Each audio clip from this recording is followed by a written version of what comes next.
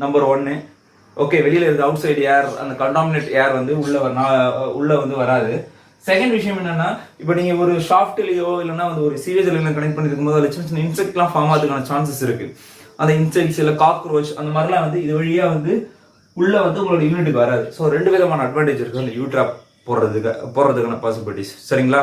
போடுறதுக்கான போட வேண்டியதுக்கான அந்த யூசேஜ் வந்து 2. சரிங்களா? 1 ஸ்மெல் அவாய்ட் பண்றோம், 2வது வேற எதுவும் ஏர் கண்டாமினேட் ஏர் வந்து உள்ள வராம இருக்கிறத நம்ம பாக்குறோம். அடுத்தது வந்து பாத்தீங்க அப்படின்னா என்னன்னா, உங்களுக்கு வேற எதுவும் இன்செக்ட்ஸ் எதுவும் வந்து உள்ள காக்ரோச்சோ இல்லை இன்செக்ட்ஸ் சின்ன ஸ்மால் இன்செக்ட்ஸோ இது வழியா வந்து யூனிட்டுக்கு போகாம இருக்க மாதிரி நம்ம பண்ணணும். அதுக்கு தான் இதோட யூட்ராப்போடைய அட்வான்டேஜ். சரிங்களா? ஸோ இனிமே உங்க யூட்ராப் வந்து கிளாக் ஆயிடுச்சு, பிளாக் ஆயிடுச்சு அப்படின்னா தயவுசெய்து அதை வந்து கிளியர் பண்ணிட்டு யூஸ் பண்ண பாருங்க. தயவுசெய்து கட் பண்ணிட்டு போடாதீங்க. நிறைய ப்ராப்ளம்ஸ், நான் சொன்ன ப்ராப்ளம்லாம் வரதுக்கான சான்சஸ் இருக்கு.